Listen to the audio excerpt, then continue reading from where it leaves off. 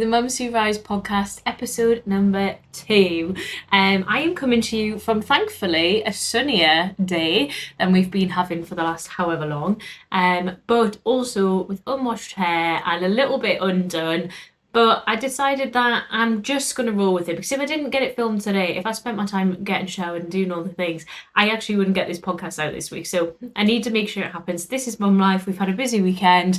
And I need to just film this. I don't have the time to even wash my hair. Oh dear, but I will after this. So today's episode, what I wanted to talk about today is this concept that I talk about in some of my content and that I talk about in the community. But I really want to get some clarity around it and just make sure that you fully understand what I am saying when I say this, which is that you need to stop blaming your children and start blaming yourself. Now, there is so much nuance in this topic because what it doesn't mean that you are blaming yourself for their behaviour.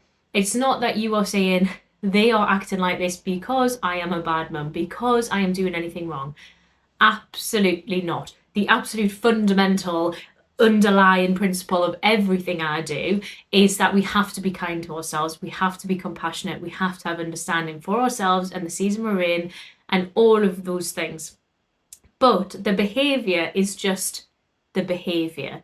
And what happens to me, and I know so many mums, is that our children act in a certain way and that triggers us to then be more shouty, to be tense, to be upset, to feel triggered, essentially. And for everyone that's different, and in each situation that is slightly different. But we as a society, and what I see a lot of content talking about is that, like, of course we're triggered, of course we're overstimulated, of course we're snappy because it's so hard, because our child is acting this way, etc., etc. And the thing that annoys me about that is that puts us in a victim mentality. And if I know anything about mums, it is that we are not victims, that we are the most powerful, incredible creatures, humans, whatever, on this planet. We literally grow and birth and feed life from scratch, deliver that into the world, and we do all that on autopilot. So imagine what we can do if we actually engage our minds. We are not victims, we are powerful, and we have the power to change how we respond and how we feel about a situation in any given moment. Now, the nuance here is also that it doesn't always feel like that, because these triggers come from somewhere deep within us that we're not usually aware of, somewhere deep in our subconscious mind. And a lot of the subconscious mind, a lot of the beliefs that we hold and that live in the subconscious mind are formed when we are a child, when we can't actually actively remember and we're not aware that this process is happening. So it all just goes into our subconscious, which then happens to impact our behaviour later on. It impacts our thought processes. It impacts how we feel. It then impacts our behaviour and how we perceive a situation.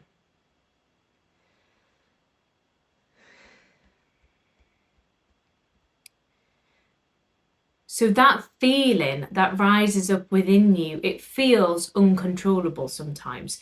When your toddler is screaming and it feels like it's being relentless, you can sometimes feel it building. Other times you can't even feel it. It just feels like it comes out of you at an absolute fire gun speed and you have no idea where it comes from. That's because you were not in your conscious brain. You were acting from your subconscious brain. So when we find ourselves in a situation that is triggering us, right? And I'm not here to say that mothering a toddler or a child or a baby or whatever is not triggering. It is. It can be for a lot of us. And some of the things that I like to ask myself in those moments where I'm feeling that is like, would everybody be triggered by this situation?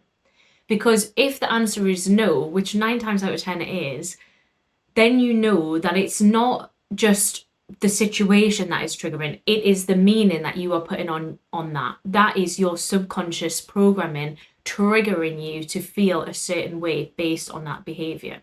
So like if the house is a mess, for example, and you find yourself getting very stressed, very snappy because there's mess everywhere, ask yourself, does everybody get triggered by this? And the answer is no. I'll just be 100% honest. If you're sitting here thinking, yes, it is, it's probably because you've been watching a lot of content on social media that enables that. But 9 times out of 10, the answer is no. Not every single person on the planet believes that. And if that's true, then that's not a fact. Mess is not triggering. That is a fact. Mess is not triggering. Mess is triggering you. And Tony Robbins has this great quote, by the way, if you don't know Tony Robbins, you must just Google him. You'll find a lot of information. But he has an incredible quote about, and I'm going to mess it up because I can't remember it word for word, but it's something about nobody can trigger you, you trigger you. And it's about taking ownership. And when you first hear that and you hear the word victim mindset and you hear the words blame yourself and not your kids, that in itself can feel really triggering, because it's like, oh my God, what do you mean it's me? What do you mean not everybody feels this way? Then you start to go down that rabbit hole of what's wrong with me, what's wrong with me? And that's where you need to stop. You always start with self-compassion, okay? Self-compassion. But when you let that message sink in, that allowing your external circumstances, your toddler, your partner, the mess, whatever it is, dictate how you feel, is giving away all of your power and putting you in a victim mentality. When you actually let that sink in, that can be the most freeing and empowering thing ever. It just changes your life, because when you realize that it all starts with you, that you have the power to change how you feel about a situation, that means that nothing that happens in your external world can shake you, because you know that you are responsible for how you feel and how you respond in any given moment. And that is so, so powerful, because the world is always going to throw you obstacles, whether it is your toddler having a bad day, or whether it's something huge that happens, a loss, or something good just doesn't go your way. That is constantly going to happen in life. That doesn't go away. So do you want to constantly react from a subconscious program that you're not aware of, that makes you unhappy or feel guilty or feel shame?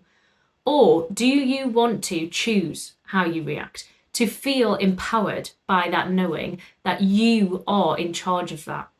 And so that you can create calm and joy and peace regardless of the chaos that's going on around you, or the unfair or unjust things that are happening in the world and in your environment. Because when you decide on that, when you decide you're no longer going to be a victim, that is when your life starts. Because then you can start to think about, how do I want to respond in this situation?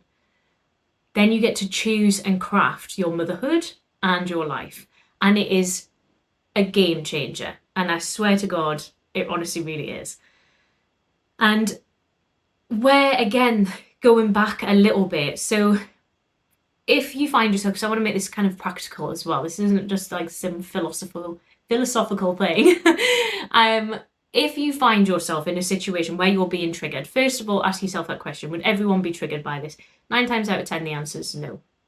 You probably know somebody personally who lives in mess. For example, if that's your thing, you probably know someone who lives in mess and feels very happy and comfortable in that, and you just can't get your head around it. But there are people out there, and so if that's the case, then it is not a fact that mess is triggering, or that noise is triggering, or whatever it is. And you might not use the word triggering in your everyday life. You might say, I'm overstimulated, I'm overwhelmed, this, that, and the other.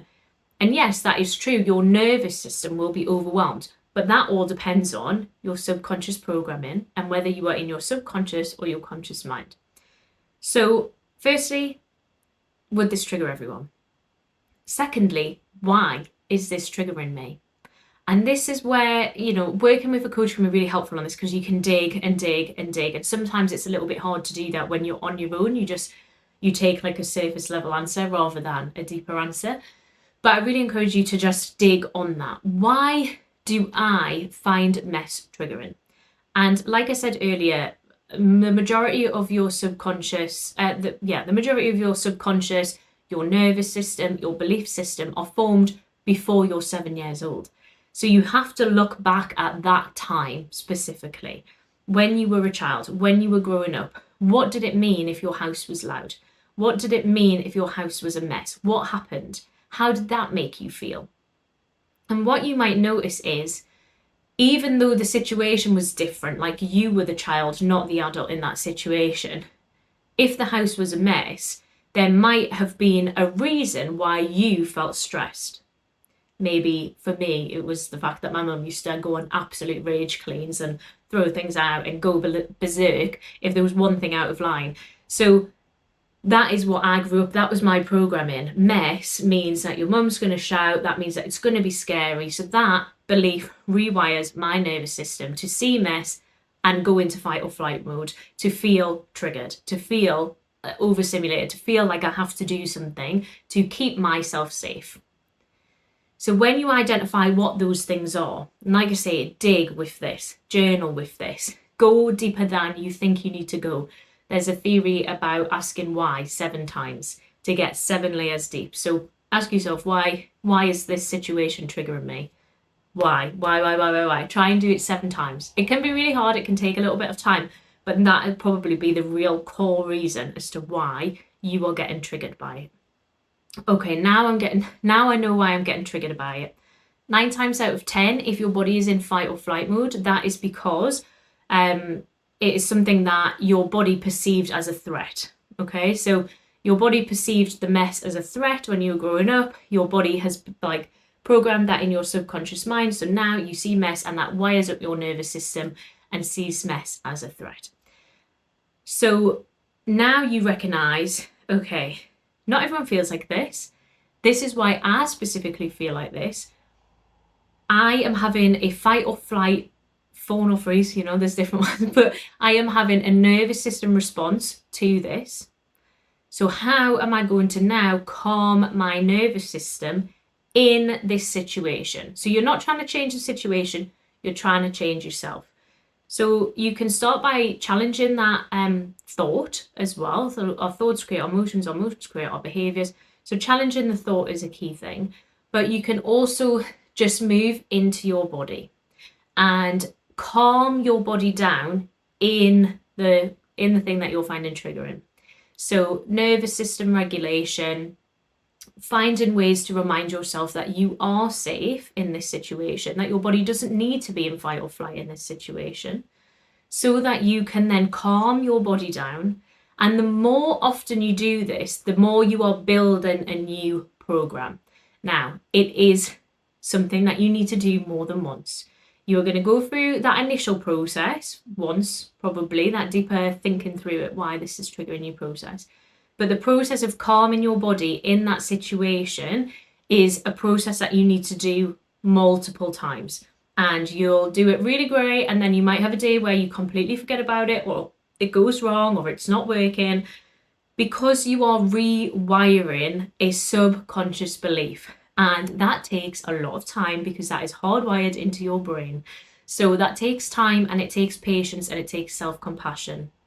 So if you find yourself, you've got to the bottom of why the mess is triggering you, you've decided you want to react differently, you do the calming regulation techniques in the moment, and then a couple of weeks down the line, or even a couple of days, you slip up, you see the mess, you stress, you get shouty, you come back to yourself with self-compassion, realise that you are doing deep inner work and that this is not a linear process, and you get back onto the train as soon as you can, and you just keep doing it through repetition until the point comes where your body now feels safe in that situation where you were triggered, and now you're no longer triggered. You're no longer overstimulated. You're no longer in fight or flight. You feel as calm as you did like when you were in the bath as you do when your toddler's screaming at you or you're sitting in the mess. And you can do that with everything in your life. And this is why I think it's so powerful, because yes, we want to apply it to motherhood because that's the season we're in and it's hard and it is triggering. But we also can apply that to everything in our life. And when you take that level of ownership over your life and you realize you're not going to let other people and other things dictate how you feel, that is freedom. That is the ultimate emotional freedom. And that's what I truly want for all of you mums. This is why I do this podcast. It's why I share online. It's because I genuinely love you. I want you to love your life. I want you to be happy, because I know that the world is shit and I know that things are hard. Everybody knows that. I don't need to be another person enabling your suffering by saying, yeah, it's hard, and then giving you nothing to move forward with. Yes, it's hard, but you are so powerful that you have the power to totally take that back. You have the power to change your life from within. And when you do that, your whole family is going to feel the difference, and the whole world will feel the difference. I promise. You will have a completely different energy about you, and it is so worth doing that work every time a trigger comes up. I promise you. And it doesn't, I'm saying it takes repetition, but it's like when you have a newborn baby and you're like, you don't know how to change a nappy, and then you do it 20 times in the first 2 days and you're like, oh, okay, it's really easy now. You're getting triggered a lot in motherhood. So it's loud a lot. It's a messy a lot. So it's repetition as many times as you can, but obviously that period of time probably won't be spanning over weeks and months and years. It'll probably condense into a week or two, maybe 3. So that is my message for today. I just really wanted to make it clear that I am not saying you blame yourself in this way that's, being horrible to yourself and judging yourself and shaming yourself. The most important thing is that we remove shame and judgment, and we just see what is happening in the moment. We take it back to childhood, figure it out, and then we choose, what do we want moving forward? And how do we want to act moving forward? And we just practice that with self-compassion, with care, and with understanding that this is hardwired systems from childhood that you are rewiring, that is deep inner work, that is going to mean that you change your life, but also your children's lives, because they won't need to do this work later on. They won't be looking at the mess thinking, oh my God, my mum's going to be a bitch and I'm so stressed and scared. They're going to be thinking, yeah, the house is a mess and I'm playing. And they get to live in that freely without fear. So this is really important work, and I hope that you understand what I mean. Please ask me any questions if you want to clarify anything. And if you want any one-to-one support with identifying what your triggers are, where they come from, and how to move forward, how to regulate, that's what I do with my one-to-one clients. So please do send me a message and we can have a little chat to see if that is something that we could do working together. But if not, there's tons of resources in Mums Who Rise, completely free. So go over there, make sure that you are really taking on board all of the resources and the tools and asking yourselves those deep questions. I hope you have a wonderful week. Thank you for tuning into episode 2. And hopefully next time I'll come more washed. All right, have a lovely week, Mama. I am sending so much love. And just remember, you are so incredibly powerful. Do not let anything take that away from you.